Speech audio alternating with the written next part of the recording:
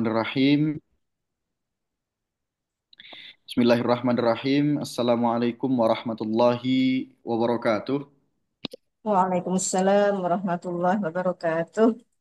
Alhamdulillahilladzi atamman ni'am wa anzalal qur'ana shifaan wa hikam wa ja'ala fihi minal amthali nuran wa qiyam yahdi bihal qulubu min dhalamil adam wa yudhi'u biha lil uquli subulal fahm fahiya lil aqili zadun wa lil ghafili nadam nahmaduhu subhanahu ala ma a'ta wa alham wa nasta'inuhu ala darakil khairi fi kulli amalin wa kalam wa nusalli wa nusallimu ala khairil anam Muhammadin sallallahu alaihi wasallam alladhi ja'ana bidinil haqqi wal adli wassalam wa ala alihi wa ashabihi ulil kirami wa a'lal maqam.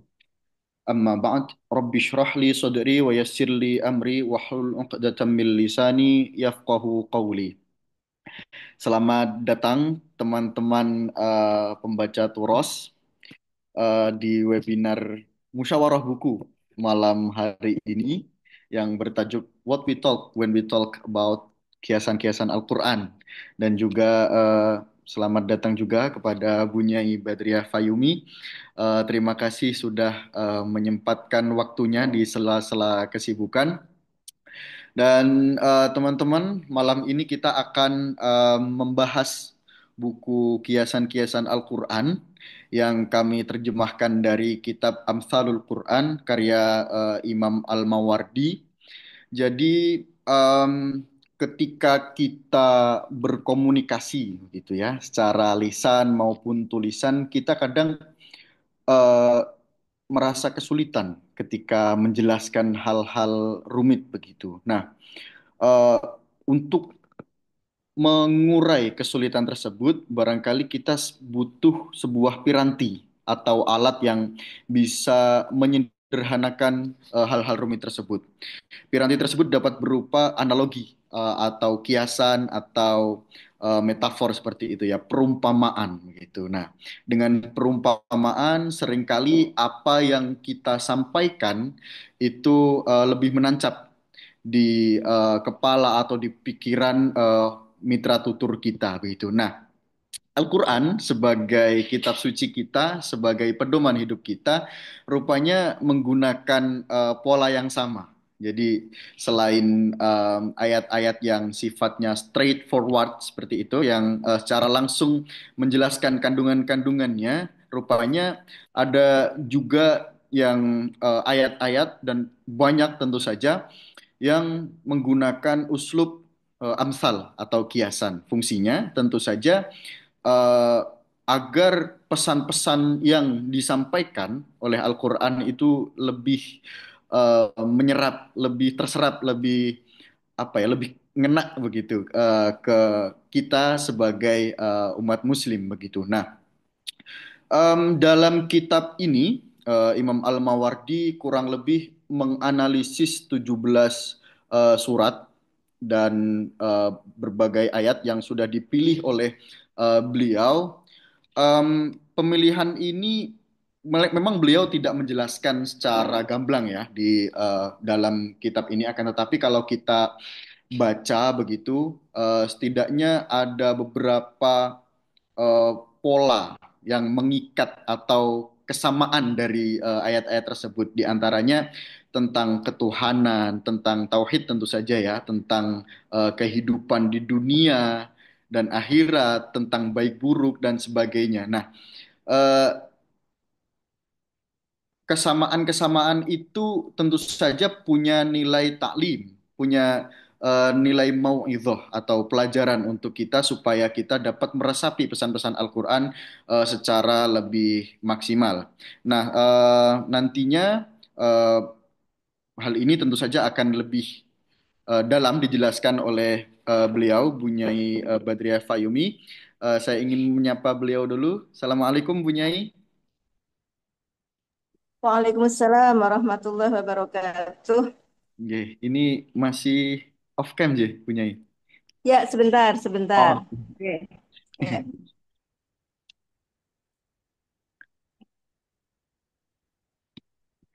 nggih. Monggo dilanjut aja, Mas. Dilanjut saja.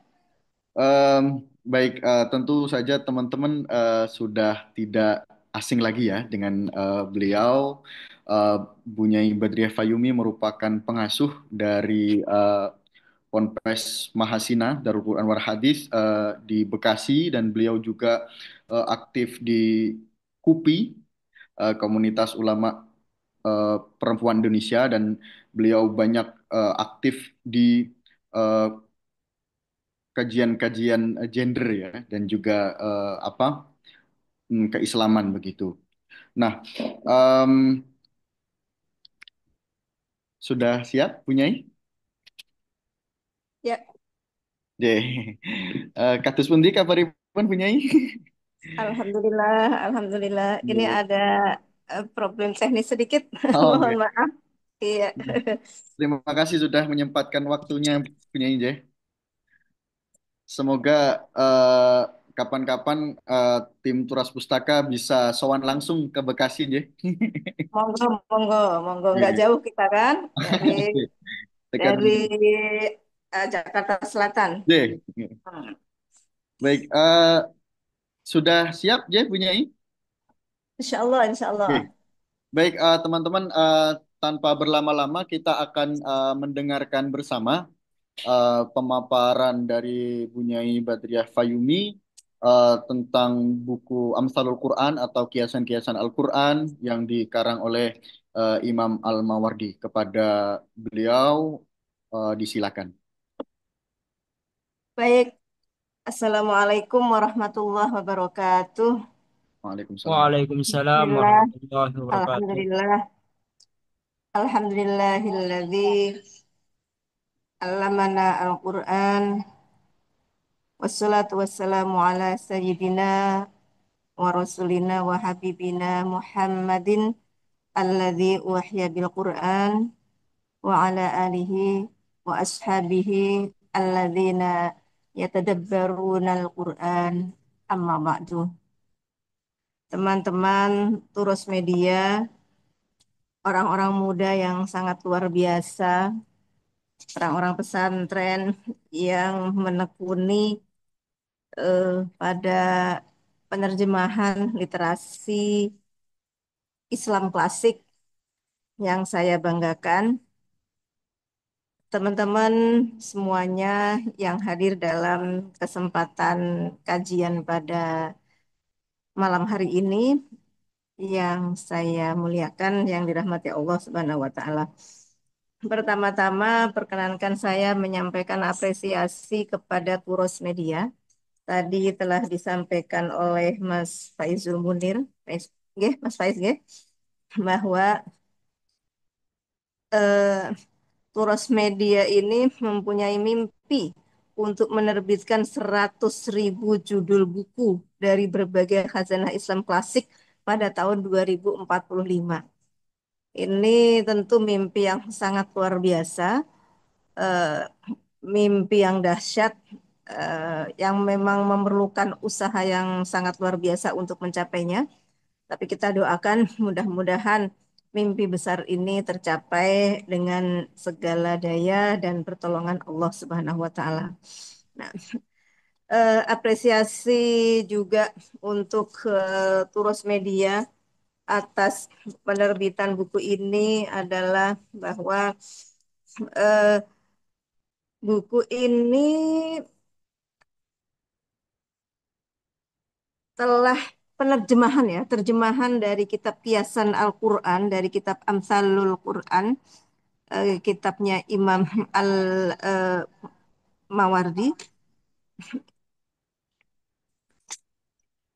Kita memberikan apresiasi karena telah menerjemahkan satu kitab yang temanya masih jarang dibahas.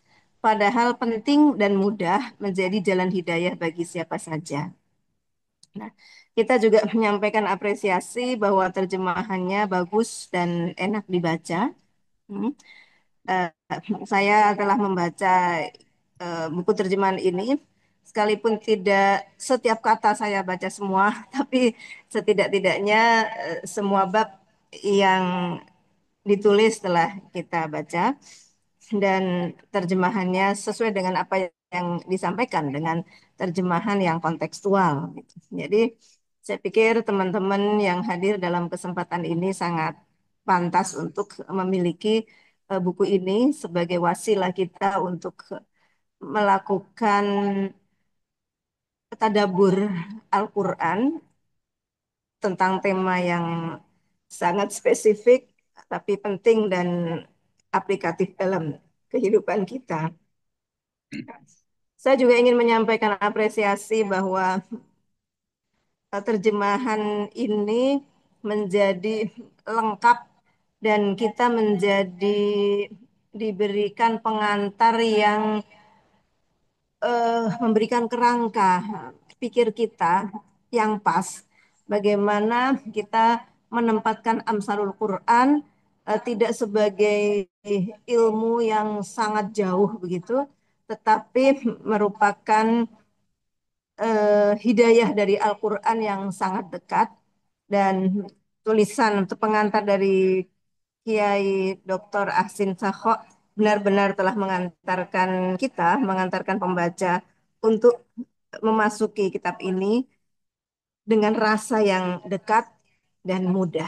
Ya. Sebagaimana orang Arab eh, memiliki tradisi dan kemudian tradisi Amsal, tradisi masal, dan tradisi itu menjadi gaya bahasa Al-Quran. Kita di Indonesia, kita di Nusantara ini juga punya tradisi peribahasa gitu ya. Dan dengan peribahasa itu kita menjadi lebih berkesan ketika ingin menyampaikan suatu pesan. Dan Amsal dipilih oleh Al-Quran sebagai salah satu gaya bahasa yang sangat luar biasa.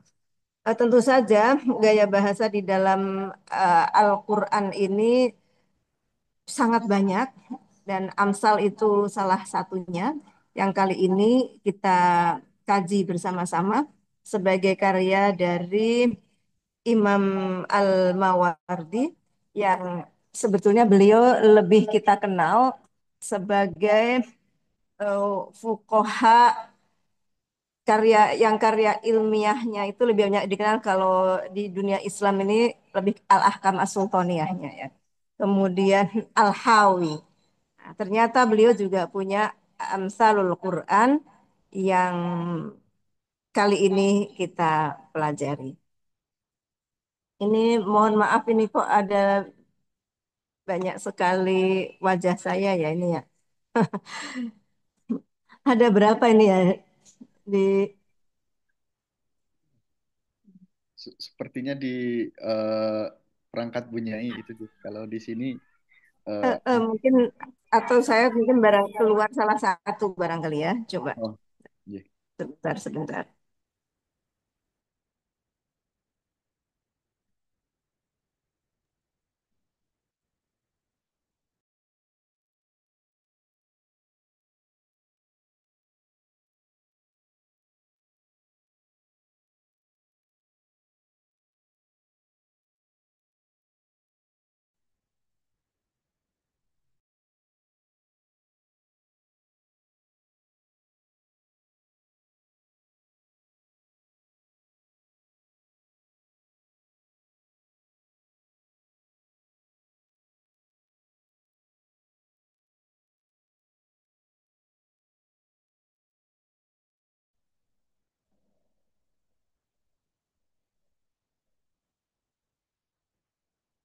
Tidak keluar ya. Sampun Bunyai ini tinggal satu saja akunnya yang ada. Ya, Ya sampun Bunyai. eh,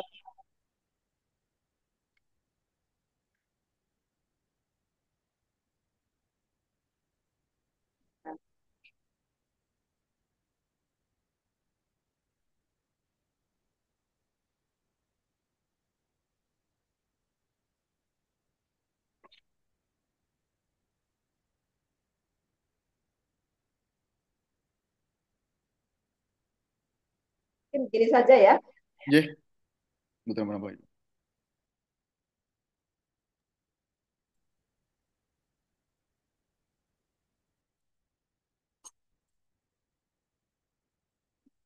Aduh, soalnya ini tadi nggak connect, begitu connect, dua-duanya connect. Iya. Persoalan jaringan kadang-kadang seperti itu. Baik, eh, kita lanjutkan. Yang kedua, saya ingin menyampaikan tentu saja apresiasi atas kitab yang ditulis oleh seorang mu'alif dan ulama yang sangat luar biasa. Yang kalau kita tulis kita baca biografinya yang sebagaimana ditulis di akhir dari buku ini, cukup dramatis juga beliau di dalam menuliskan kitabnya. Beliau ingin kitab yang beliau tulis ini benar-benar kitab yang ditulis dengan ikhlas seperti itu ya, sehingga ada drama nanti kalau sebelum beliau menemui ajalnya, maka muridnya diminta untuk menyaksikan apakah tangan beliau terbuka atau tangan beliau menggenggam. Kalau terbuka berarti Allah ridho, dan itu berarti karya-karya beliau eh, patut untuk dituliskan. Dan alhamdulillah kita hari ini sudah satu milenium, 1000 tahun dari wafatnya Imam Al-Mawardi, kita menikmati karya-karya beliau yang sangat luar biasa. Ya,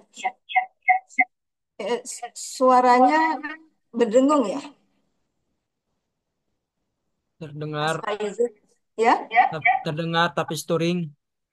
Ya, bergema, bergema Bu Nyai. Cuma suaranya bergema ya. Sebentar, sebentar.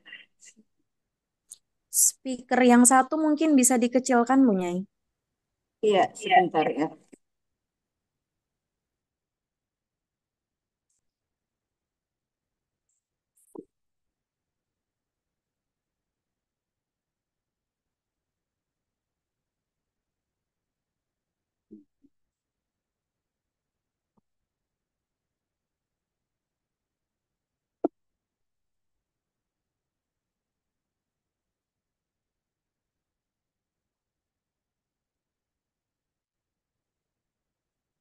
Kalau begini masih bergema juga ya? Masih menggema enggak. juga ya? Siap Ya, masih Nyai. masih ya. Maaf, maaf, sebentar, sebentar.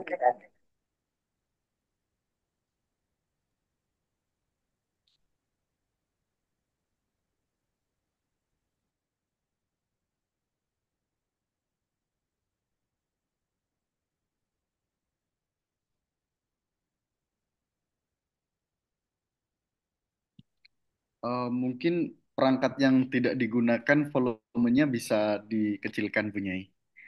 Jadi tidak mendengung begitu.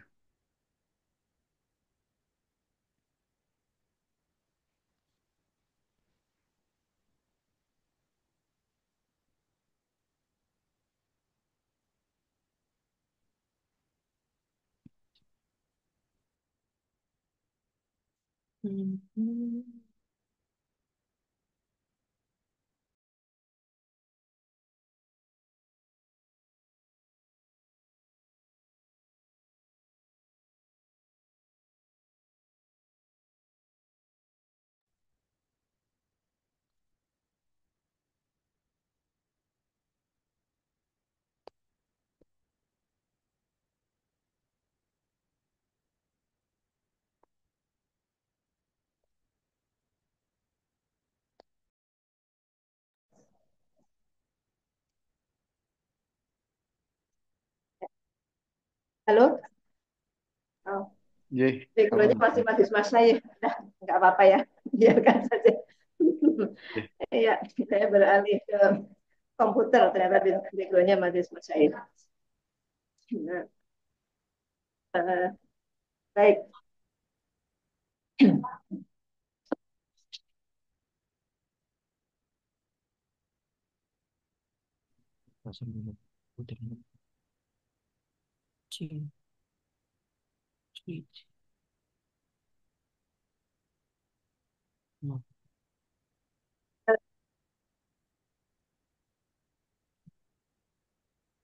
Kitab yang ditulis oleh Imam Al-Mawardi ini berisi tentang kiasan-kiasan Al-Quran yang sangat luar biasa, ditulis oleh beliau dalam beberapa bab dan beberapa ayat, meskipun tidak semua ya, tidak semua amsal ditulis di dalam kitab ini.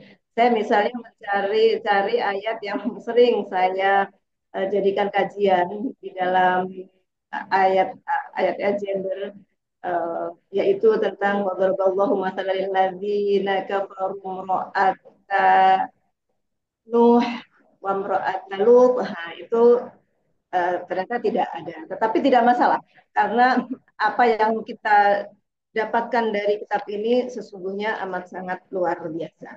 Nah, hal yang sangat penting untuk kita garis bawahi di sini adalah yang pertama, bahwa kitab ini telah memberikan bukti kepada kita bahwa Al-Quran itu kitab hidayah yang sangat luar biasa, isinya luar biasa, diksi-diksi yang dipilih luar biasa, cara bertuturnya juga luar biasa, dan eh, objek-objek yang ditulis di dalam Al-Quran ini juga sesuatu yang sangat luar biasa. Jadi keluar biasaan Al-Quran ini dari mulai pilihan katanya luar biasa, pilihan frasanya luar biasa, pilihan kalimat, kalau dalam bahasa Indonesia kalimat, kalau dalam bahasa Arab ya berupa kalam, jumlah mufidah gitu ya. Dan juga rangkaian kalimat atau munasabah, munasabatul kalimat, munasabatul alfat, munasabatul ayat, bahkan munasabatul suar, itu juga sangat luar biasa. Nah, keindahan Al-Quran yang ada dalam bahasanya, kemudian juga cara penyampaiannya, sekaligus isinya, ini yang tidak dapat kita jumpai dalam nusus manapun. Ada nusus yang mungkin bahasanya indah, tetapi dia tidak mampu menjangkau sesuatu yang misalnya bicara tentang metafisika, tidak mampu menjangkau sesuatu masa depan yang bahkan belum tersibak secara ilmu pengetahuan dan teknologi, tapi kemudian terbukti berabad-abad kemudian. Tidak mampu menjangkau masa lalu sekali, seperti Al-Quran mampu menjangkau kisah-kisah para nabi sebelumnya, padahal Rasulullah Muhammad SAW hidup di Jazirah Arab yang relatif udik begitu ya, tidak terhubung dengan berbagai belahan dunia yang lain yang sudah memiliki tradisi kitab suci sebelumnya. Tetapi Al-Quran menjangkau itu semua, sehingga keindahan Al-Quran ini tidak hanya keindahan kata-kata, tetapi juga keindahan isi, keindahan eh, cara penguraian, sehingga pantaslah kalau Al-Quran itu menjadi kitab hidayah, menjadi kitab Al-Furqan, menjadi kitab Asy-Syifa, obat kita semua, obat hati, bahkan tidak hanya obat hati, tetapi juga sekaligus obat fisik. Karena Rasulullah sendiri juga telah mencontohkan ketika beliau sakit, maka beliau juga memegang anggota tubuhnya dengan membaca Al-Fatihah, membaca Muawwidzatain, membaca surat Al-Ikhlas. Artinya bahwa syifanya Al-Quran itu tidak hanya syifa lima sutur, tetapi juga syifa dalam arti sakit fisik sekalipun. Jadi keindahan Al-Quran itu keindahan yang benar-benar dalam, keindahan yang kedalamannya itu bisa menghunjam dan menggetarkan kalbu, keindahan yang begitu jauh menembus alam metafisik, bahkan menembus alam sejarah masa lalu yang panjang, keindahan yang dekat, jadi dalam, jauh, tapi juga sekaligus dekat, karena cara Al-Quran menguraikan sesuatu itu membuat yang tampaknya jauh menjadi dekat kepada kita. Bagaimana Al-Quran menguraikan surga, menguraikan neraka, itu dengan uraian-uraian yang dekat. Di antara yang mendekatkan itu adalah dengan masal ini. Ya, seperti masalul jannatil lati wa'idal muttaqun gitu kan. Itu perumpamaannya. Tentu saja tidak persis seperti itu, tetapi itu mendekatkan kita. Jadi masal ini membuat orang Arab menjadi semakin dekat pada Al-Quran karena gaya bahasa masal yang biasa dipakai oleh orang Arab dipakai oleh Al-Quran. Begitu juga substansi-substansi yang dijadikan masal dalam Al-Quran itu juga substansi yang mudah kenali oleh orang-orang Arab. Nah, dan ternyata tidak hanya orang Arab, tetapi karena Al-Quran itu universal, sampai hari ini pun kita dapat memahami Al-Quran dengan lebih mudah dengan gaya bahasa masalahnya ini. Nah, teman-teman sekalian, keindahan Al-Quran ini berbeda dengan mungkin keindahan lagu-lagu romantisme begitu ya. Itu pasti sudah bukan mungkin lagi, tetapi pasti. Nah, keindahan Al-Quran ini keindahan yang menyatukan rasa dan rasio. Termasuk juga bagaimana kita mempelajari ayat-ayat Amsal ini, kita akan gagal paham kalau kita hanya berhenti pada level lugawi saja, berhenti pada level bahasa saja. Tetapi kita akan bisa mendapati isinya secara mendalam, akan mendapati hidayah yang terpendam di dalamnya ketika kita memang membacanya dengan iman, membacanya dengan sepenuh totalitas, tidak hanya dengan rasa keindahan saja, tetapi juga dengan kalbu, bahkan dengan rasio.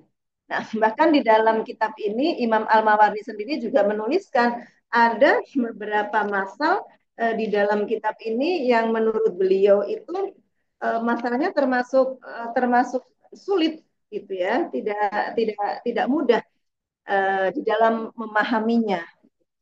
Artinya bahwa di dalam Al-Quran masal ini macam-macam. Ada yang begitu mudah langsung kita pahami, tetapi juga ada yang membutuhkan pemikiran yang agak mendalam, dan bahkan para ulama sendiri pun punya pandangan yang bermacam-macam untuk bisa mengambil pelajaran utama dari masalah tersebut. Dan itulah indahnya Al-Quran. Orang-orang yang paling awam sekalipun bisa mencernanya, tetapi orang yang paling alim sekalipun juga dengan keilmuannya yang luar biasa akan terus tertantang untuk mengeluarkan berbagai ilmunya, dan di situ ternyata masih belum semuanya sampai juga. Itulah Al-Quran, luar biasa.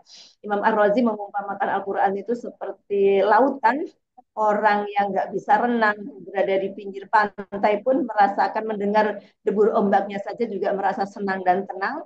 Tetapi orang yang memiliki perangkat yang lebih kuat lagi, dia bisa mendayung menyeberangi pulau. Bahkan kalau punya keahlian yang lebih lagi, dia bisa menyelam. Bahkan kalau disertai dengan teknologi, dia bisa menemukan tambang-tambang dan mutiara-mutiara di dasar lautan tersebut.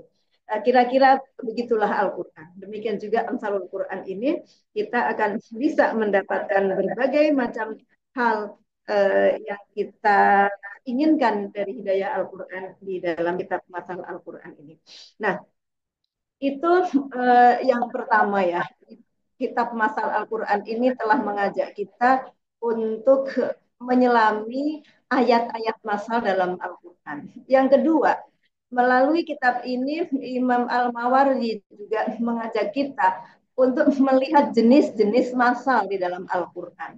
Tadi telah saya sebutkan ada masal yang cukup mudah dipahami, tetapi juga ada masal yang memerlukan pendalaman yang cukup pelik begitu, seperti kayak masal dalam surah An-Nur, Allahu nurus samawati wal ard masalu nurihi kamishkatin fiha misbah al-ayat. Itu diakui sendiri oleh Imam Al-Mawardi bahwa ini bukan masal yang gampang untuk kita mengambil kesimpulan makna dari masal tersebut.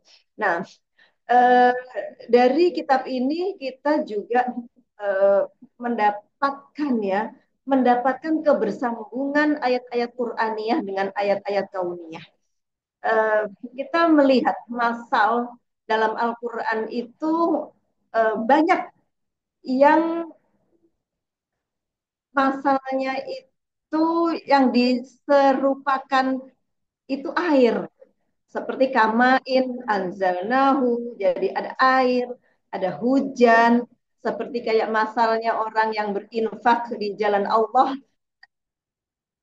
itu juga perumpamaannya juga ada air, ada kebun, orang yang berinfak tetapi kemudian mengikutinya dengan al-manni wal adha, mengungkit-ungkit, itu seperti eh, kayak orang-orang kafir yang diumpamakan seperti kayak batu licin yang kejatuhan air.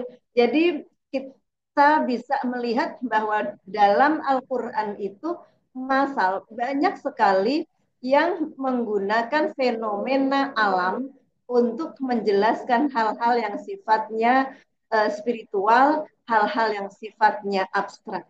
Apa makna yang bisa kita tangkap dari sini?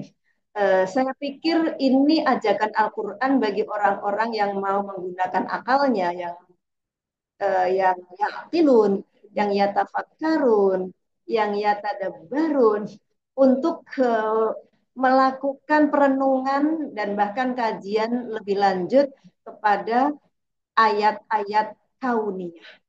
Jadi masal ini mendekatkan ayat-ayat Qur'aniyah, bahkan ayat-ayat akidah, karena banyak sekali masal itu terutama isinya tentang akidah ya, kalau nggak akidah tentang kehidupan dunia, yang itu memang cukup abstrak tetapi kemudian didekatkan dengan fenomena alam. Artinya apa? Artinya bahwa sebagai seorang muslim kita penting untuk membaca ayat-ayat Qur'aniyah itu dengan ayat-ayat kauniyah, sebagaimana Allah memberikan masal banyak dengan menggunakan benda-benda dan fenomena alam semesta. Begitu juga kalau kita bicara tentang aqsamul Quran ya, kosam-kosam atau sumpah-sumpah Allah. Sumpah Allah dalam Al-Quran itu juga eh, fenomena alam dan banyak sekali yang menggunakan waktu dari wal fajri, kemudian wal duha, wal laili, wal asri, gitu ya. Ada juga uh, pohon-pohonan, watini, watzaituni. Jadi Allah melalui masal, Allah melalui qasam mengajak kita untuk memperhatikan alam. Artinya bahwa hari ini ketika bumi kita sedang rapuh, bumi kita sedang ringkih, bumi kita sedang menuju kepunahan, kalau kita tidak sama-sama punya kesadaran untuk melestarikan, gitu ya, eh, penting bagi kita pada saat seperti ini untuk kembali merenungkan Al-Quran, betapa luar biasanya alam semesta itu mendapatkan perhatian. Sehingga seorang mukmin kalau tidak memperhatikan alam semesta, ya sebetulnya kuranglah keimanannya. Karena Allah sendiri di dalam berbagai macam gaya bahasanya menyitir alam dan bahkan juga menjadikan alam itu sendiri sebagai objek yang ditantang kepada setiap mukmin untuk bertafakur, dan itu banyak ayat tentang hal itu. Teman-teman semuanya yang dirahmati oleh Allah Subhanahu wa taala. Nah, beberapa hal mengenai eh, kitab dari kiasan-kiasan Al-Qur'an yang diterjemahkan oleh Turas Media ini, terjemahan dari kitabnya Imam Al-Mawardi. Saya ingin sampaikan bahwa kitab ini kitab yang sungguh sangat kaya. Sungguh sangat kaya. Yang pertama, kaya tentang makna kata. Setiap amsal diurai kata-kata penting yang ada di situ, itu apa maknanya, dan kemudian perbedaan satu kata dengan kata yang lain. Satu dari makna kata saja kita sudah sangat kaya. Jadi dalam kitab ini teman-teman jadi nggak rugi lah. Saya ingin menyampaikan bahwa penting untuk dimiliki karena di sini kita tidak hanya mendapatkan Amsalul Quran saja, tetapi kita juga sekaligus mendapatkan uraian yang cukup mendalam tentang makna dari setiap kata dalam ayat-ayat Amsal. Yang kedua, kita juga mendapatkan banyak sekali syair-syair Arab. Saya sendiri, Masya Allah, luar biasa. Banyak sekali syair-syair yang memang baru saya baca untuk pertama kalinya melalui kitab Amsal ini.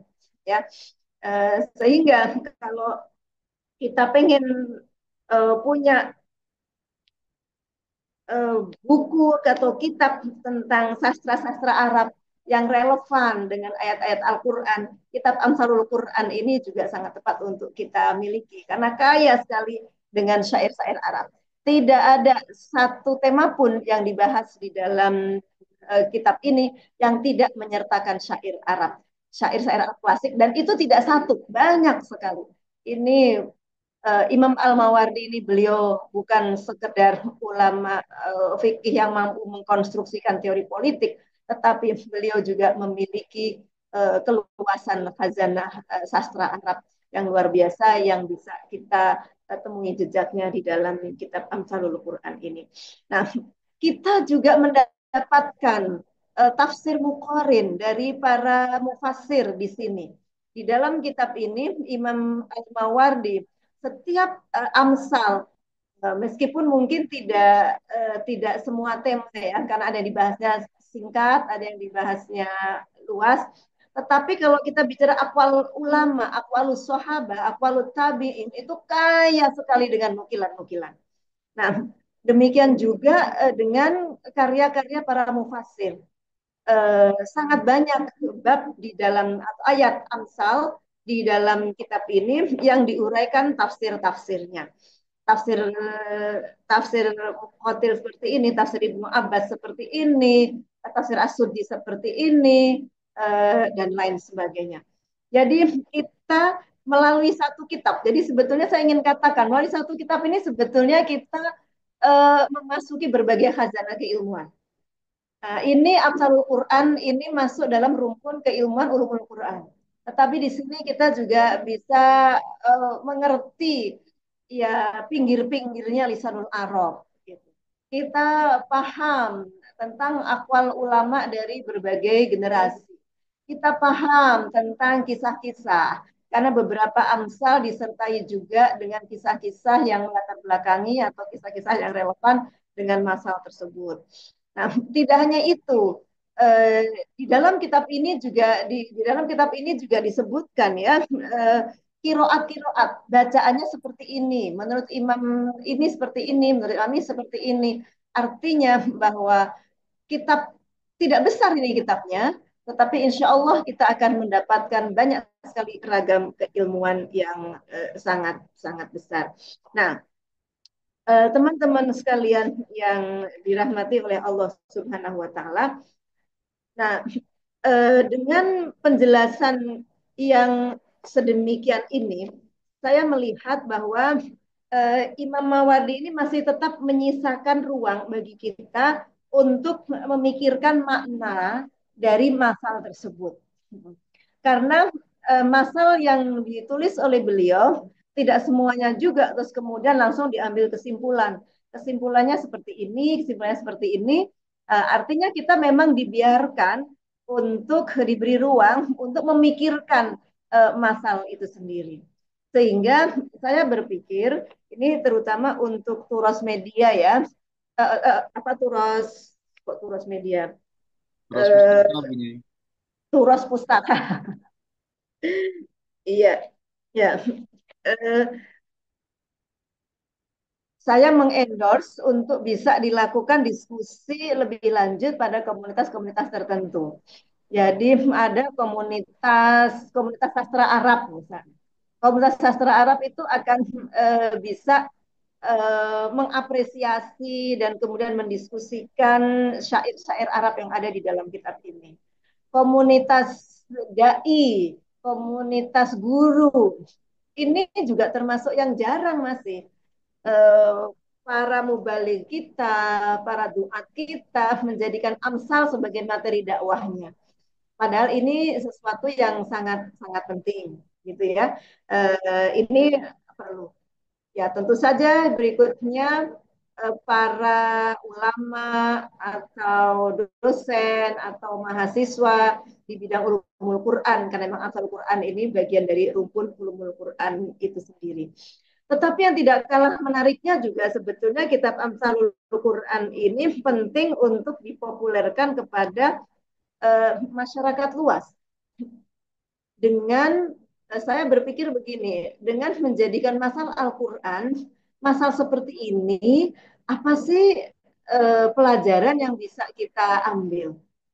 Karena memang untuk menerjemahkan masal itu kan kita cukup bebas dan merdeka. Dan bisa jadi orang zaman sekarang, bisa jadi mungkin ahli fisika yang paham tentang air gitu. Ketika dia memaknai masal tentang air yang banyak sekali muncul dalam Al-Quran, ternyata bisa menemukan makna yang sangat mendalam, lebih daripada mungkin ulama-ulama yang memang fokusnya pada nahwu, pada sorof, misalnya seperti itu. Jadi ketika para ulama atau akademisi dari berbagai bidang ilmu berkumpul untuk membicarakan Amsalul Quran, saya kok punya keyakinan bahwa akan ada banyak pendar-pendar atau temuan-temuan keilmuan yang akan muncul dari Amsalul Quran ini.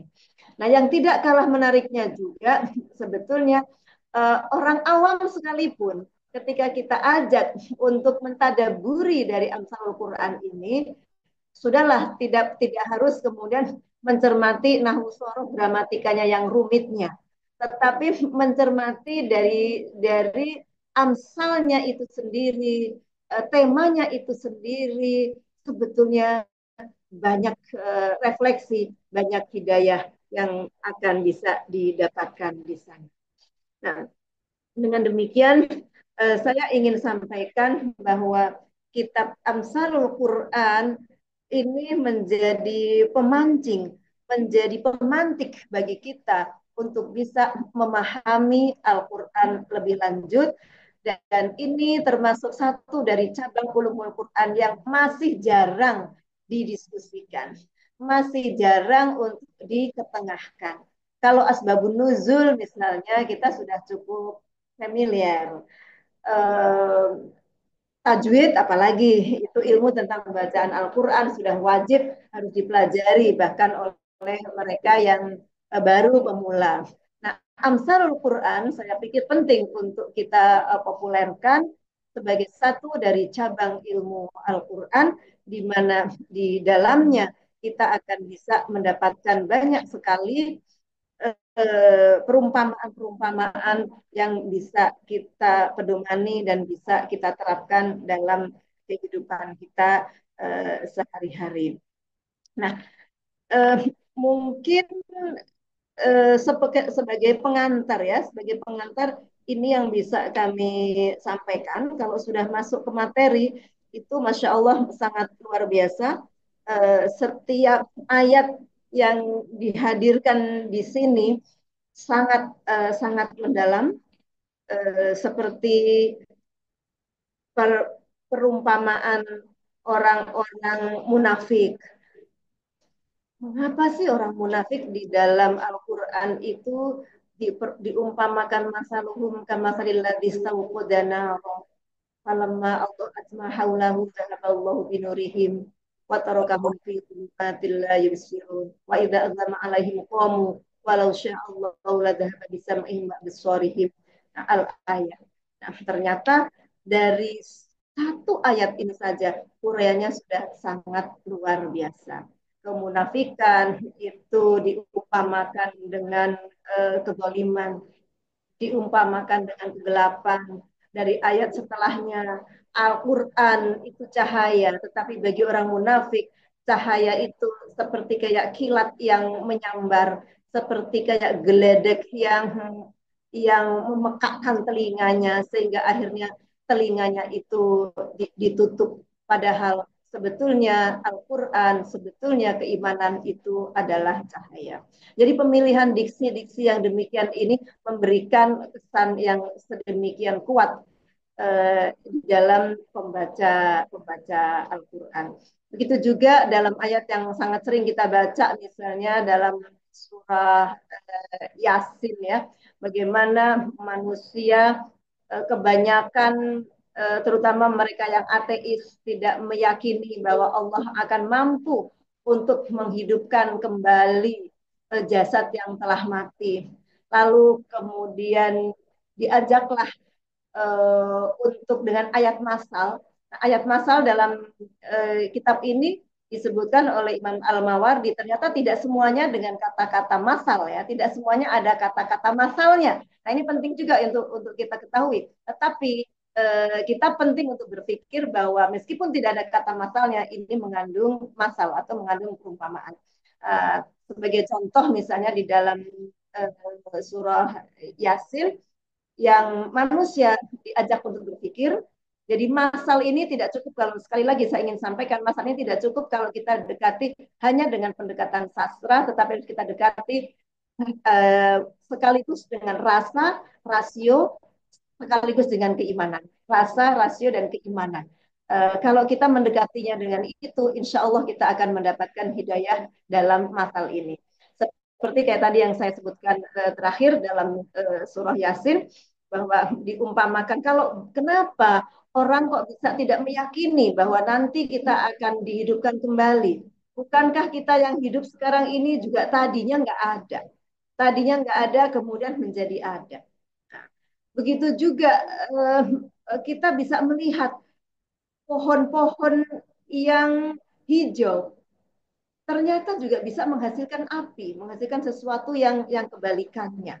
Nah, bukankah zat Allah yang Maha Kuasa itu mampu untuk menghidupkan kembali manusia yang tadinya nggak ada menjadi ada, terus kemudian mati, kemudian hidup kembali.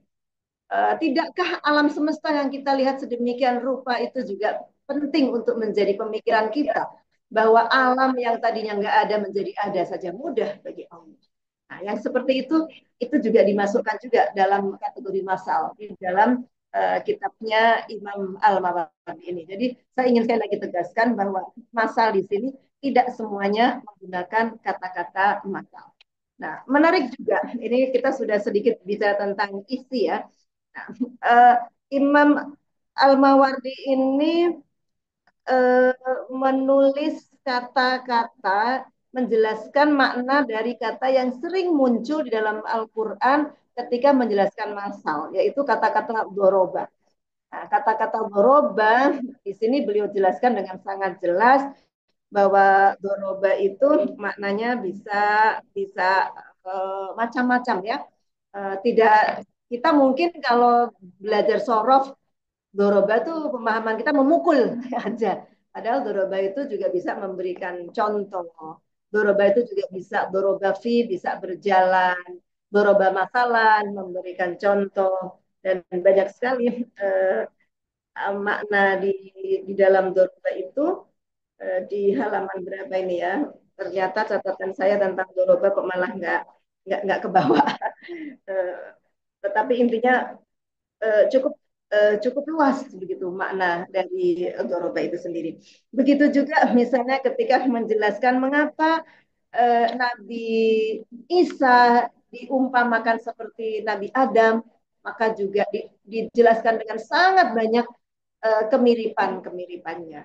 Jadi banyak ayat-ayat Al-Quran yang dijelaskan di dalam kitab ini yang bentuk kemiripannya itu diuraikan dengan sangat jelas dan sangat banyak, sangat kuat tafsirnya, tapi juga ada yang memang sengaja dibiarkan tidak dijelaskan secara rinci, kecuali dijelaskan kata-katanya saja, yang ini memberi kesempatan kepada kita untuk memikirkan lebih jauh. Jadi kesimpulannya, saya pikir sebagai wasilah dari kita semua untuk mencintai Al-Quran, mungkin kitab Amsalul Quran ini penting untuk kita mainstreamingkan sebagai ayat-ayat dakwah, sebagai ayat-ayat akidah, sebagai ayat-ayat penuntun kehidupan, bahkan juga sebagai ayat-ayat tantangan kepada para saintis untuk melakukan penelitian atas ayat-ayat kauniyah, karena di dalam ayat-ayat Amsal ini banyak sekali mengambil contoh dari fenomena alam semesta. Nah, selamat berselancar pada Amsalul Quran yang sangat luar biasa. Semoga kita semakin mendapati keindahan Al-Quran dan kemudian mendapatkan hidayah yang lebih lanjut lagi dengan mendalami Amsalul Quran ini.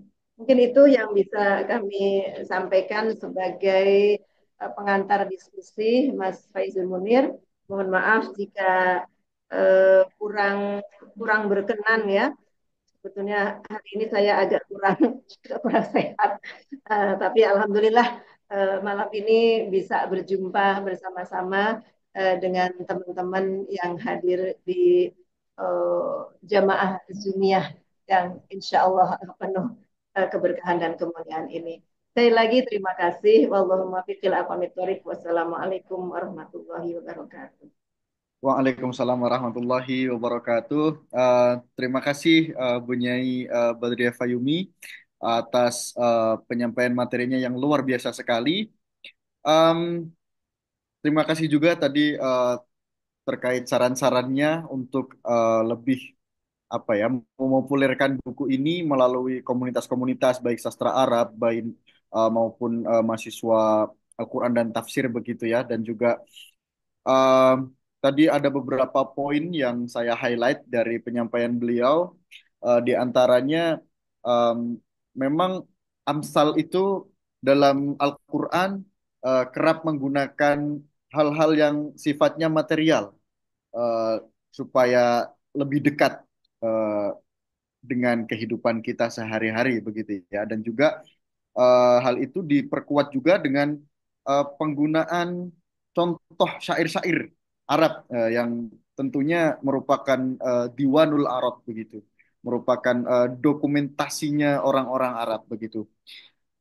Itu teman-teman, ini sudah cukup banyak Bu Nyai yang angkat tangan untuk bertanya. Untuk itu saya persilahkan ke eh, Pak atau Mas ini Abu Zaki, silahkan on mic, monggo. Terima kasih eh, Pak Moderator, host. Assalamualaikum warahmatullahi wabarakatuh. Waalaikumsalam warahmatullahi Waalaikumsalam warahmatullahi wabarakatuh.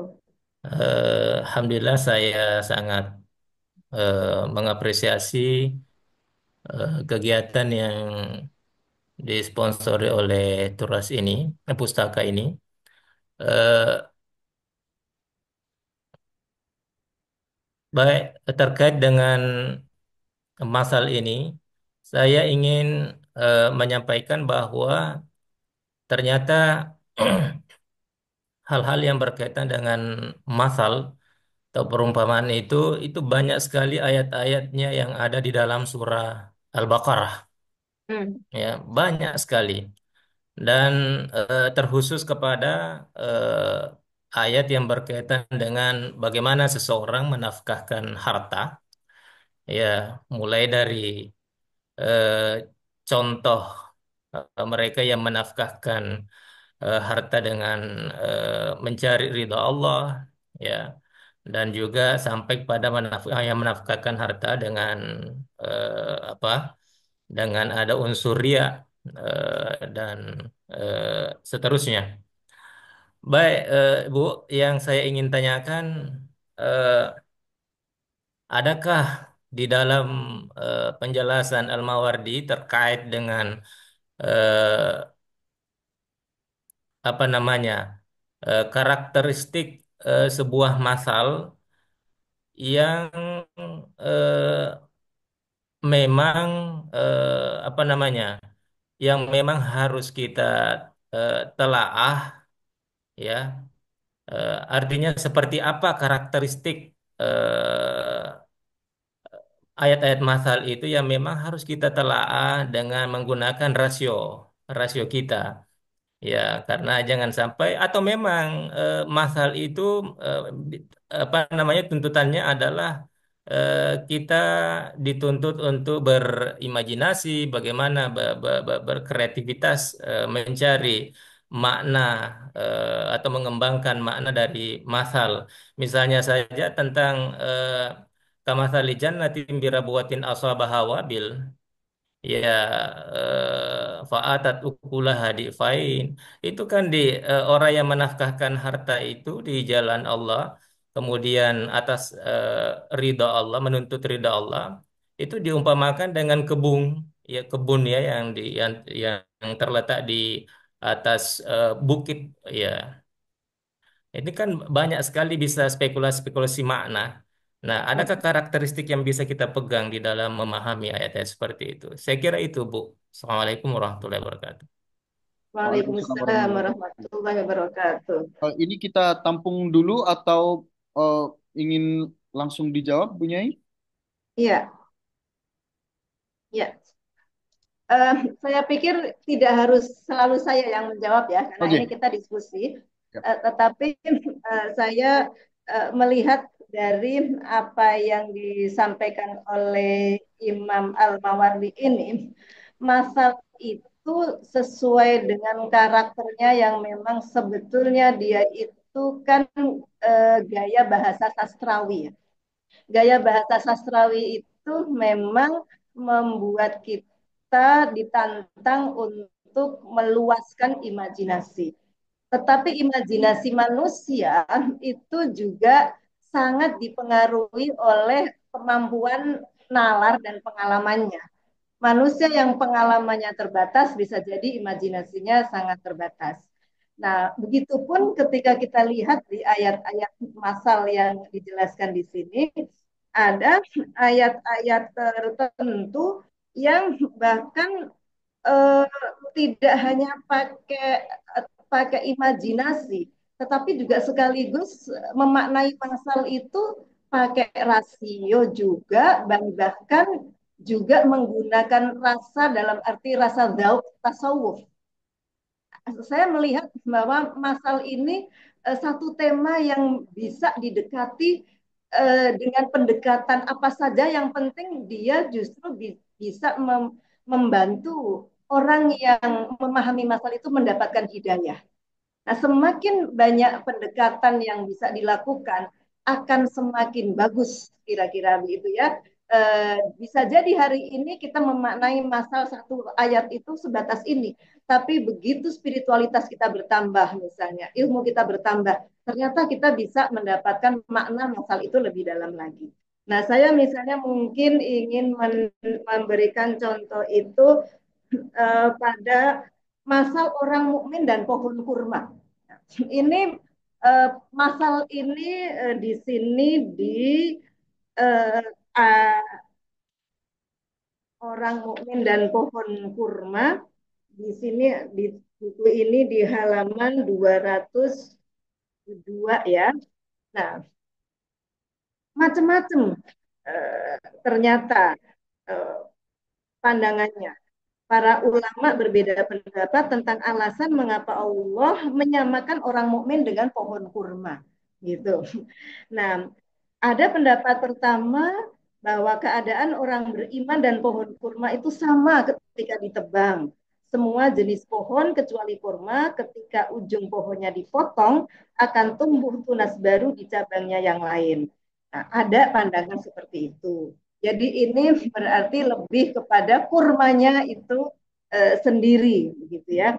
Tapi juga ada pendapat yang kedua melihat dari eh, kekhasan dari pohon kurma itu, yang kurma itu perkawinan keduanya sama. Nah, ini kan sudut pandang yang sudah lain lagi nih, sudut pandang kehidupan sosial, begitu ya. Nah, Nabi Muhammad SAW bersabda kepada para sahabatnya, hormatilah pohon kurma, dia bibi dari pihak ayah kalian.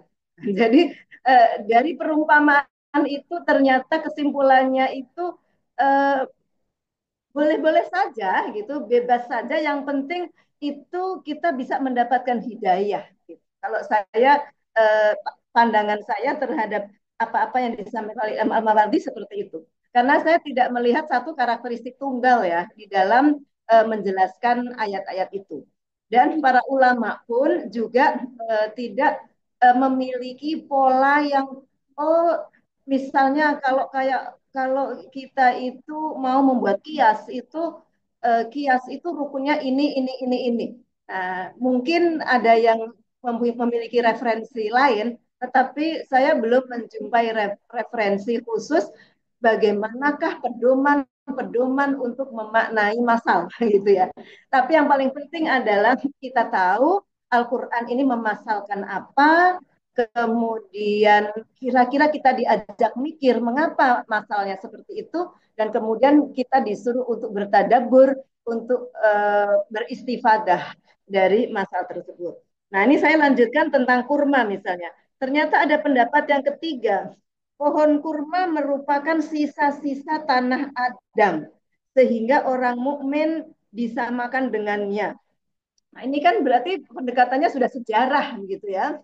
Pendekatan sejarah kurma, sisa-sisa Nabi Adam. Oh, manusia juga sama, manusia zaman sekarang ini juga adalah anak cucu Nabi Adam. Oh, kurma sama-sama sudah ada sejak zaman Nabi Adam. Ternyata ada yang ketemu wajib syabahnya di situ begitu. Tetapi ada juga pendapat keempat, itu dianggap sama, karena apa? Sama-sama banyak manfaatnya. Melihat pohon kurma dari sisi manfaatnya. Nah, orang mukmin itu juga manfaatnya banyak. Itu di sini dijelaskan banyak sekali. Nah, yang menarik, nah ini ada menarik sekali juga itu ini persamaan kurma dan manusia dan orang mukmin itu dari segi fase-fase atau eh, makomat ya, fase-fase dari wusul ilallah. Nah, ini kalau yang membaca masal itu seorang ahli tasawuf, ternyata memaknai masal antara pohon kurma yang diumpamakan dengan orang mukmin yang diumpamakan seperti pohon kurma, itu ternyata seperti ini penjelasannya, ada di halaman 204.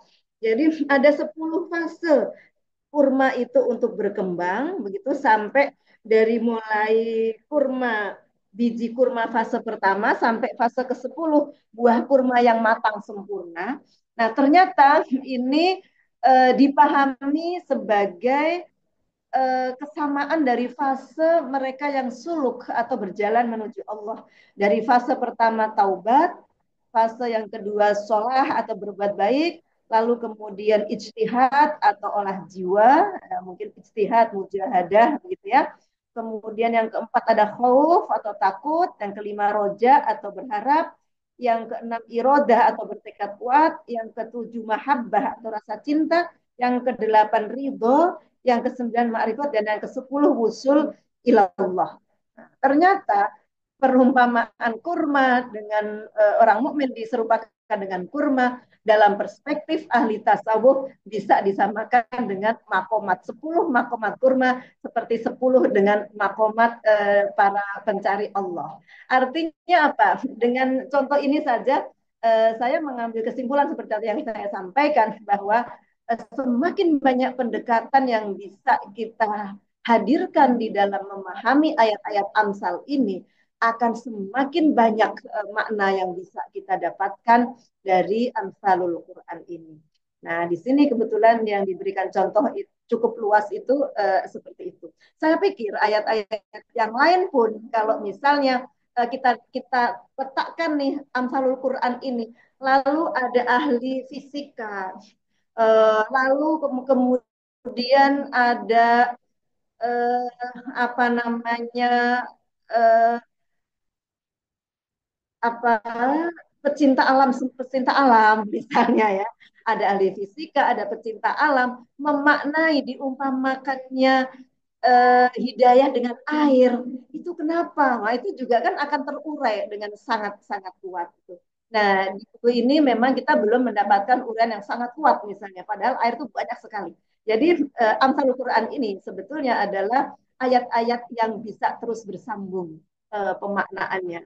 Kita akan bisa terus menggali menggali tafsirnya, dan inilah memang di antara mukjizat Al-Quran ya, seperti lautan tidak akan pernah kering meskipun kita ambil airnya semanapun akan tetap penuh. Dan Amsal Quran dalam kitab ini kita diberikan contoh, ya ada amsal yang mungkin langsung sederhana saja kita maknai. Termasuk kayak tadi tuh amsal bagi orang-orang mukmin diberikan masalnya perempuan, istri yang mukmin masalnya itu ada dalam surah At-Tahrim ya, 10 dan 11, tidak ada dalam kitab ini. Itu bagi mereka yang kafir. Jadi jangan heran kira-kira begitu kalau ada kiai yang alim, yang soleh, tapi istrinya ternyata tidak solehah. Orang Nabi Lut, Nabi Nuh aja ada seperti itu. Kanata tahta abdaini solihaini fakhonatahuma itu masal yang tidak memerlukan banyak sekali pikiran itu. Tetapi langsung bagi kita langsung bisa mengambil contoh dari masal itu. Nah, kemudian Maryam, maaf, Asia dan Maryam. Asia dan Maryam contoh bagi orang-orang yang beriman. Asia istrinya Fir'aun. Maryam eh, orang yang beriman yang menjaga kesuciannya, yang beliau mengalami kontroversi yang sangat luar biasa oleh orang Yahudi. Maryam dianggap sebagai pelacur karena melahirkan anak tanpa ayah sehingga Nabi Isa dikejar-kejar oleh orang Nasrani. Maryam Bunda Maria perawan suci yang melahirkan Tuhan Yesus kan gitu ya dalam teologi Nasrani.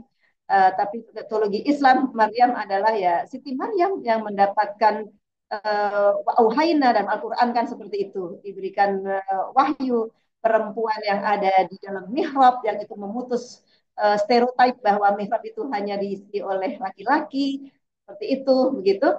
Nah, orang mukmin itu bisa jadi punya cobaan yang sedemikian luar biasa seperti kayak Siti Maryam, tetapi Maryam menjadi contoh karena mampu mempertahankan kesuciannya, mempertahankan keimanannya dengan kita mempelajari sejarah hidupnya. Demikian juga Asiyah, istrinya Fir'aun, dan ini kita bisa berikan nasihat kepada istri misalnya yang suaminya, mohon maaf, suaminya itu apa namanya sangat zolim begitu. Janganlah kalau suaminya itu nerokok, jadi istri nerokok katut itu nggak berlaku. Dengan adanya Amsal ini, justru kita menolak apa stereotip atau bahkan apa yang biasa dikatakan oleh orang-orang di sekeliling kita, perempuan itu swarga nunut neraka katut. Ternyata ini dibantah oleh masal yang ada dalam Al-Quran itu tadi.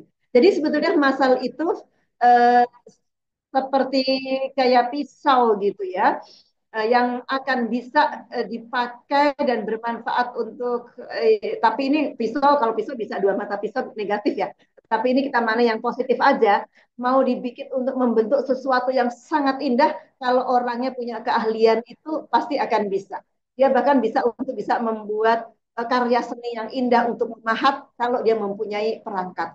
Tetapi kalau dia hanya bisa untuk memotong-motong timun begitu sehingga menjadi lebih enak dipotong, mengupas buah supaya lebih enak, itu pun juga sudah bermanfaat. Jadi begitulah masal dengan ilmu yang sangat sederhana sekalipun kita sebetulnya kita sudah bisa mengambil manfaat dari masal. Nah, Imam Al-Mawardi karena beliau memiliki referensi karya sastra yang luar biasa, maka setiap masal didekati dengan syair-syair Arab. Sebagian juga dengan hadis karena beliau bacaannya kuat, maka setiap masal juga disertai dengan akwal-akwal ulama dari berbagai generasi.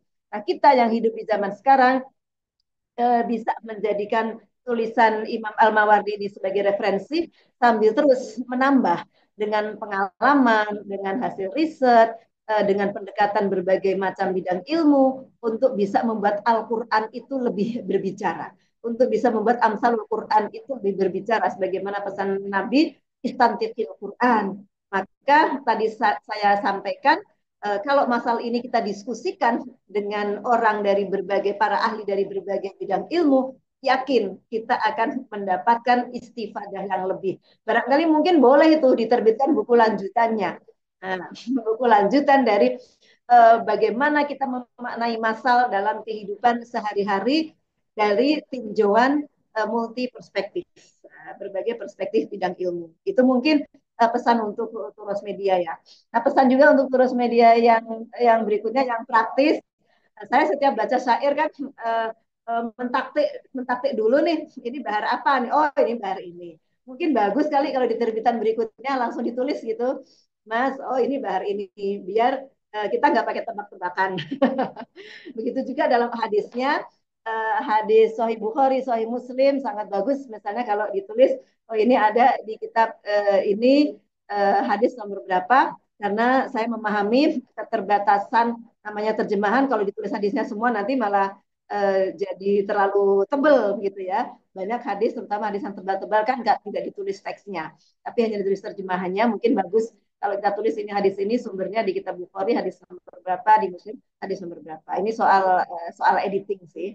Nah, mungkin itu sharing kita. Monggo kalau ada sharing yang lain, saya sebetulnya senang sekali kalau misalnya di antara yang hadir, karena jadinya kita musyawarah, maka bukan bukan searah, tetapi kita penting untuk saling sharing makna apa sih yang kita peroleh dari kita semua kan membaca Al-Quran. Jangan-jangan kita punya pengalaman-pengalaman spiritual yang sangat personal, bahwa masa Al-Quran ini bagi pengalaman spiritual saya itu sebegini loh dahsyatnya. Nah itu saya pikir menarik juga pengalaman personal spiritual yang personal ketika berinteraksi dengan ayat-ayat masal ini.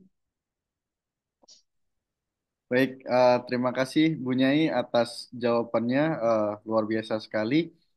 Em, kita langsung beralih ke pertanyaan berikutnya dari Mas Ihsan Kamaluzzaman. Silakan, on mic, Mas. Baik, Assalamualaikum warahmatullahi wabarakatuh. Waalaikumsalam warahmatullahi wabarakatuh. Eh, Terima kasih Bu Nyai atas penjelasannya. Beberapa hari yang lalu saya juga hadir di acara bersama Pak Faiz dan Habib Hussein Ja'far di acara 20 tahun PSQ di Masjid Istiqlal. Yang ingin saya kemudian tanyakan adalah bagaimana kemudian Amtal Quran atau kiasan-kiasan Al-Quran ini bisa memberikan solusi terhadap generasi muda. Karena sebagaimana dijelaskan oleh seorang filosof dari Korea Selatan, eh, beliau menjelaskan bahwa kita ini anak muda itu terbiasa yang pertama narsistik, lalu yang kemudian yang kedua kelelahan, dan yang ketiga depresi. Dan itu disebabkan oleh ekspektasi-ekspektasi yang kita lihat di media sosial. Misalnya setiap hari kita melihat orang mendapat pencapaian, kita setiap hari melihat orang mendapatkan penghargaan, kita setiap hari melihat orang disebut baik dan sebagainya, sehingga terkadang ketika kita tidak bisa melakukan hal-hal yang diekspektasikan seperti itu, akhirnya membuat kita lelah, bahkan kadang depresi. Maka pertanyaannya adalah bagaimana kemudian Amtalul Quran bisa memberikan solusi agar eh, Gen Z, ya mungkin tidak semuanya Gen Z pastinya, tidak generalisasi, tapi bagaimana kemudian para pemuda ini ketika membaca buku kiasan-kiasan Al-Quran ini juga mendapatkan pencerahan bahwa agama kita itu seimbang antara roja dan khauf gitu. Sehingga kalau kita merujuk pada satu ayat, yaitu wal yakhshal ladzina law taraku min khalfihim dzurriyyatan dhi'afa khaufu alaihim. Bagaimana kemudian khosyah dan khauf ini dijelaskan dalam sisi Al-Quran dalam bahasa-bahasa syair, lalu kemudian kita bisa mendapatkan pencerahan agar kita ya setidaknya tidak overthinking atau tidak sampai depresi. Nah, kira-kira seperti itu. Terima kasih Bu Nyai. Ya, Baik, terima kasih Mas. Monggo Bu Nyai. ya langsung ya. Ya. Ya, eh, memang saat ini untuk memahami Islam, termasuk juga memahami Al-Quran, itu kita perlu untuk padukan metodologi yang menggabungkan antara deduktif dengan induktif. Ya, ya kalau kayak kitab ini, tafsir ini, kiasan ini kan induktif ya, deduktif maaf, deduktif ya. Jadi dari ayatnya, kemudian makna katanya, perbedaan satu kata dengan yang lain, kemudian istifadahnya apa, ini kan deduktif. Nah, anak-anak muda sekarang ini, mereka ini kan orang yang sudah istilahnya akses terhadap ilmu saja dia punya kemandirian, punya otoritas, mau belajar apa ada di tangannya, gitu ya. Sehingga penting untuk kita sertakan pendekatan induktif di dalam memahami ayat-ayat Al-Quran. Nah, deduktifnya ada. Deduktifnya kita berikan bahwa ini loh koridornya, ini ayatnya, akwal ulamanya itu seperti ini dalam memahami ayat.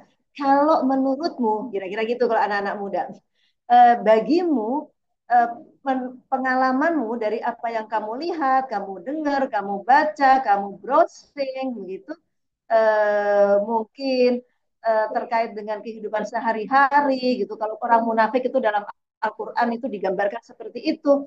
Dalam kehidupan sehari-harimu tuh kira-kira gambaran Al-Quran munafik seperti ini kayak gimana? Punya nggak cerita? Jadi kita mungkin lebih banyak mengeksplor pengalaman anak-anak itu, kita kasih panduan terhadap begini ini loh, Amsalul Quran, Quran memperumpamakan seperti itu.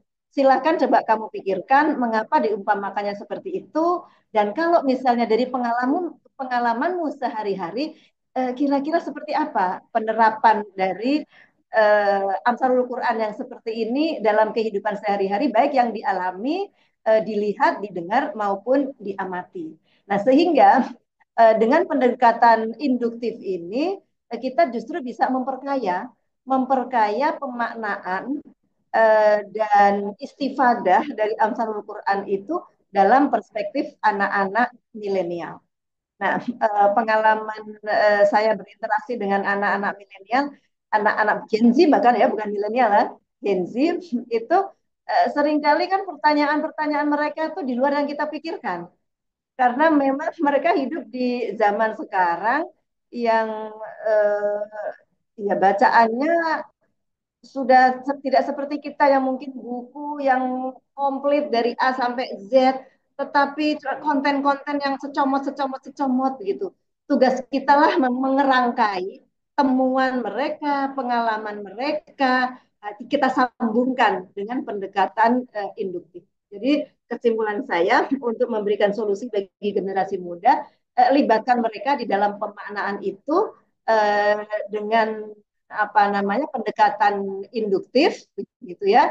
Lalu kita kuatkan yang kita yang punya background keilmuan Islam ini mencoba menyambungkan dari pengalaman-pengalaman induktif yang dialami oleh anak-anak muda kita itu tuh ternyata pengalamanmu itu sudah direkam loh oleh Al-Quran yang seperti ini. Nah, insya Allah dengan cara seperti itu uh, dia mendapati Al-Quran itu betul-betul kontekstual dengan kehidupan sehari-harinya. Kalau perlu bahkan mungkin kita yang meminta mereka contoh. Al-Quran itu kok mengatakan kayak gini sih?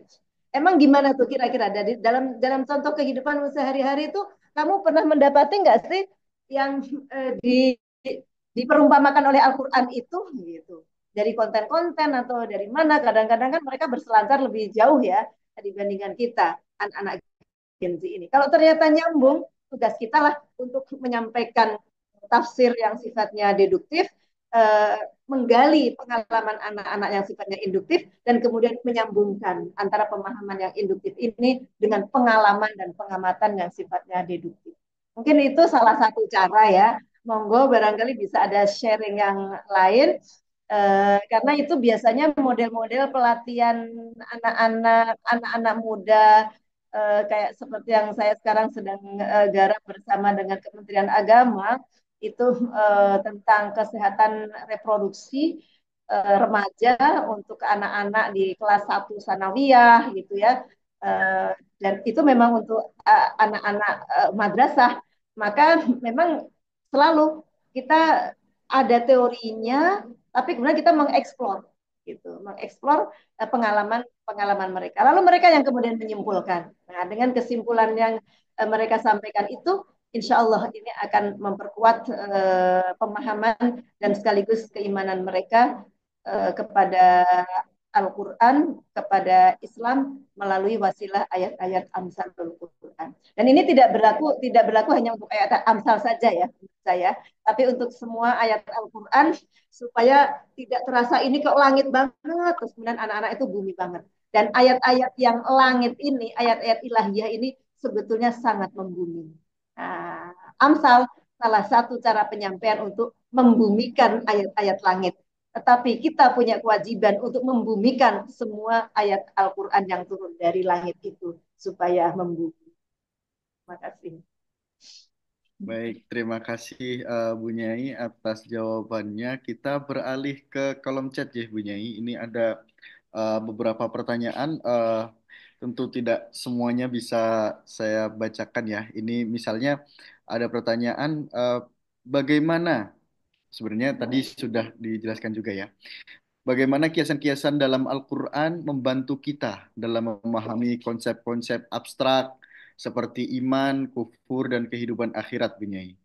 Lalu bagaimana cara ulama dalam menafsirkan ayat-ayat tersebut? Toh dalam memaknai penafsiran banyak sekali perbedaan dalam memahami setiap katanya.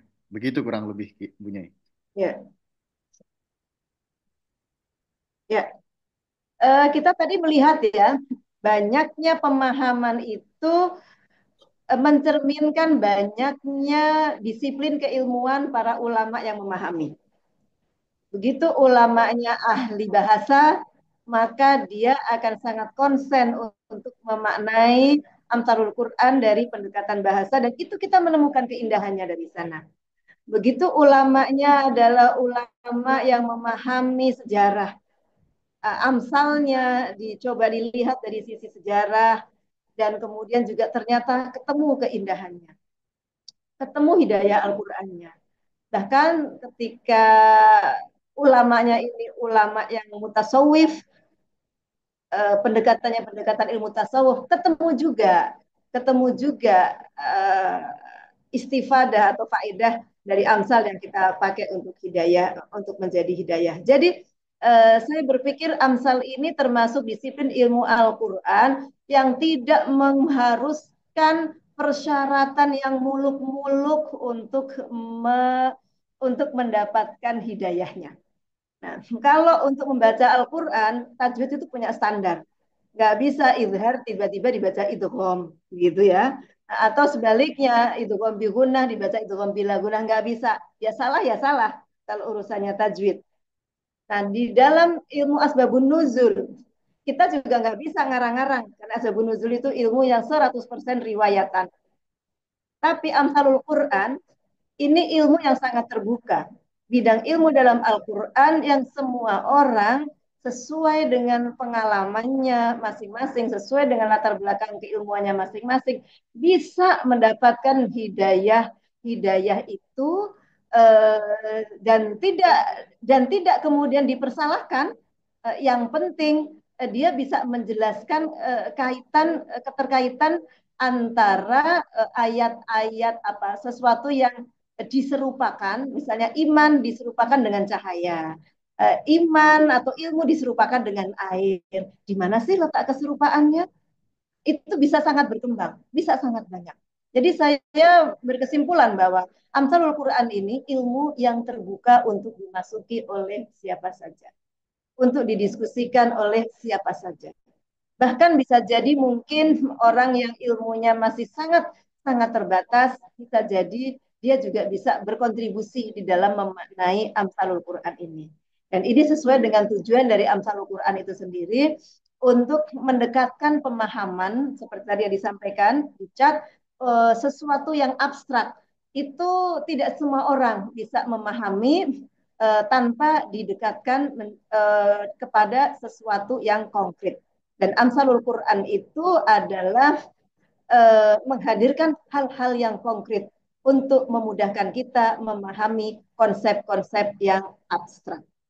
Contoh misalnya tadi yang disebutkan tentang ayat infak ya, orang yang berinfak tetapi kemudian me, apa namanya mengikuti dengan mengungkit-ungkit, itu nggak ada pahalanya. Nah, pertamanya kan perintah buat orang beriman. Wahai orang yang beriman, ya ayyuhalladzina amanu la tubtilu shadaqatikum bil manni wal adza. Itu perintahnya. Nah, amarnya di apa nahinya, la tubtilu nahi ya, dilarang. Dilarang untuk mengikuti sedekah dengan mengungkit-ungkit. Nah, tapi kan susah itu manusia. Kadangkala kalau sudah habis sedekah, apalagi yang disedekahi kemudian orangnya bikin kesel. Nah, itu langsung gampang. Itu tahu begitu mah dulu nggak saya bantu, itu enak aja dibantuin kayak begitu lagunya. Nah, gitu. Ternyata eh, perbuatan itu akan bisa menghapuskan kebaikan yang sudah kita lakukan. Nah, kalau sebegitu itu aja kan, kok begitu saya kan kita kesel. Ya wajar lah orang kita kesel, orang udah dibantuin kok air susu dibalas dengan air tuba. Nah, kita pakai amsal lagi dalam bahasa Indonesia, kira-kira seperti itu ya. Nah, maka kemudian untuk memudahkan, lihat tuh, lihat ada batu licin di atas kamasali sofwanin alaihi turabun, di atasnya ada debu. Nah, itu sudah debu, itu debunya tuh nempel begitu. Tapi kemudian ada air hujan, yang kemudian air hujan itu membuat debu itu semuanya menjadikan lepas dari batu itu. Begitulah pula seperti kayak sedekahmu yang kemudian diikuti dengan diungkit-ungkit dan dengan menyakiti orang yang disedekahi. Perbuatannya sih baik, seperti kayak debu yang nempel di atas batu. Tetapi kemudian ungkit-ungkitanmu itu seperti kayak air hujan yang menghilangkan debu itu dari atas batu. Seperti itu gitu. Jadi dalam Al-Quran sendiri, air hujan itu juga bisa dipakai dalam beberapa hal. Air hujan itu ada yang dipakai untuk keimanan. Air hujan itu dipakai untuk apa, seperti kayak Al-Quran. Tapi juga air hujan dalam ayat ini juga dipakai sebagai kekuatan yang bisa menghilangkan pahala. Nah, gitu. Jadi memang tidak ada teori khususnya bahwa air hujan itu eh, maknanya ini, tergantung dia diserupakan apa. Kalau misalnya air hujan itu air banjir, dia juga diserupakan sebagai air yang bisa menggulung siapa saja, kan seperti itu ya. Kalau airnya itu air tsunami, ya seperti itu. Tapi kalau airnya itu misalnya air yang di kolam, air yang jernih, begitu, yang bisa untuk berkaca kepada kita, begitu. Itu kan juga bisa diserupakan seperti kayak syair tawaduk takun kan najmila halin ala sofa hatil ma'i wahwa rofiun. Nah, air itu di dalam masal bisa digunakan untuk macam-macam, tergantung kita mau gunakan untuk apa. Begitu juga yang saya coba perhatikan ya, saya perhatikan dari Al-Quran itu, penggunaan masal dalam Al-Quran dengan kata-kata air saja itu banyak sekali, ternyata penggunaannya juga tidak tunggal. Dan pemaknaannya pun juga ternyata tidak tunggal. Jadi mari kita kembangkan imajinasi, kembangkan rasionalisasi, dekati Al-Quran dengan rasa cinta. Kalau punya ilmu tasawuf, insya Allah kita akan mendapatkan hidayah dan istifadah faedah dari masal itu semakin luas. Dan saya berpikir bahwa kitab Imam Al-Mawardi ini tidak sedang menjadikan kita yang membaca ini terperangkap di dalam sangkar yang beliau buat, tetapi beliau hanya membuat clue-clue begitu, kira-kira ini loh makna-maknanya. Setelah itu kita dipersilahkan untuk memberikan makna yang luas, yang dalam, sesuai dengan pengalaman kita sendiri. Jadi enak sekali itu diskusi tentang Amsalul Quran, dan bisa menjadi diskusi yang partisipatoris. Bisa kita undang semua orang untuk sharing pengalaman sosial maupun spiritualnya, untuk menjustifikasi atau memperkuat tentang ijazul Quran di ayatil amsal ini. Baik, rasa rasio keimanan itu tadi ya, Bunyai. Kata kuncinya ya. Ditambah dengan yang lain-lain. Oh, gitu. Silakan riset, Yeah. boleh. Yeah. Tambah riset, ditambah apa lagi? Monggo. Semakin luas, semakin kuat kita bisa mengambil makna dari masal itu. Yeah. Jadi pada dasarnya memang Amsalul Quran ini disiplin ilmu Al-Quran, tetapi dia membawa kita kepada multidisiplin, begitu ya, Bunyai. Iya. Yeah. Setidaknya kita perlu mengarahkan itu. Yeah. Kalaupun mungkin sekarang ini dipelajari sebagai disiplin yang eksklusif mungkin ya. Malam ini saya ingin mengajak, ayo kita buka ini. Jangan kita jadikan Al-Quran itu ilmu yang hanya bisa dipelajari oleh mahasiswa jurusan ilmu agama dan tafsir, yang hanya boleh dikaji oleh mereka yang memiliki kemampuan sastra Arab tinggi. Bahkan milenial, generasi Gen Z pun juga boleh dengan pendekatan induktif tadi. karena memang tujuan dari masal itu kan tujuan utamanya kan untuk mengajak kita menuju hidayah. Dan Ya, hidayah itu datangnya bisa dari mana saja. ya. Dan Berat. itu membuat Al-Quran itu menjadi dekat kepada kita. Sesuai dengan fungsi masal itu sendiri, mendekatkan yang abstrak menjadi konkret, kita perdekat lagi dengan pengalaman-pengalaman kita untuk menjadi hidayah yang konkret dalam kehidupan kita. Baik, berarti kata kuncinya inklusif ya Bunyai. Ini em, memang apa kesan-kesan Al-Quran ini sangat cocok untuk dibaca berbagai kalangan, baik yang mubtadi begitu untuk mendalami Al-Quran, baik juga yang memang sudah pakar begitu untuk mengajar, untuk berdakwah dan lain-lain. Gitu. Ini kita sudah pukul 21.20 Bunyai. Ini Iya, kita iya sudah cukupkan, malam. atau pripun Bunyai? Cukup? Oh, nggih. Saya pikir cukup ya. Pokoknya kesimpulannya kita buat menjadi ilmu yang terbuka dan terus kita Nggih. populerkan. Mungkin dalam tadarus Ramadan nanti ada kajian-kajian tentang Amsalul Quran gitu. Sehingga menjadi disiplin ilmu yang populer dan kita merasa dekat dan kita tidak perlu merasa takut Nggih. selagi tujuan kita untuk mendapatkan hidayah dari matal-matal Al-Quran. Baik, terima kasih Bu Nyai. Teman-teman, mohon maaf sebesar-besarnya karena tidak semua pertanyaan dapat kami sampaikan begitu ya ke Bu Nyai, baik di kolom chat maupun yang secara langsung. Dan juga seperti yang disampaikan Bu Nyai, kitab ini perlu didiskusikan lebih luas begitu. Maka ketika nanti teman-teman berminat untuk mengadakan diskusi dan ingin bekerja sama dengan kami, nanti kami sangat terbuka begitu ya. Dan tentu saja teman-teman yang mengikuti musyawarah buku malam hari ini akan mendapatkan diskon khusus sebanyak 25% untuk buku kiasan Al-Quran. Link pembelian sudah dikirim di kolom chat ya teman-teman. Silahkan langsung check out begitu. Kurang lebihnya demikian. Barangkali ada semacam closing statement Bu Nyai untuk teman-teman peserta webinar ini. Monggo. Ya, Al-Quran ini adalah kitab hidayah dan hidayah Allah itu bisa sampai kepada siapa saja dengan jalan apa saja. Mari jadikan Amsalul Quran ini sebagai salah satu jalan untuk menuju hidayah.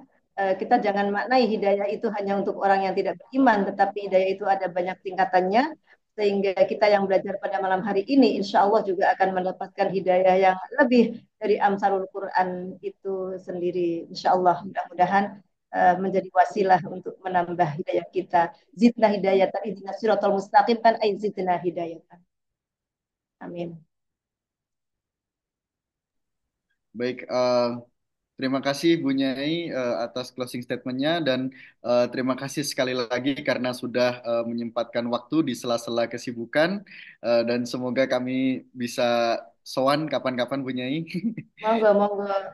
Terima Ini kasih banyak juga. santri mahasiswa ini. Assalamualaikum. Saya cek yang pada kuliah ada di Jogja juga, yang pada sudah pada kuliah dan yang masih ada di sini. Hanya kelas 12 lah yang di sini, karena yang kelas Oh, lain tidak pegang handphone. oh, banyak alumni juga ini Bu Nyai. Ada, saya lihat Bapak alumni Yeah. dari beberapa kota.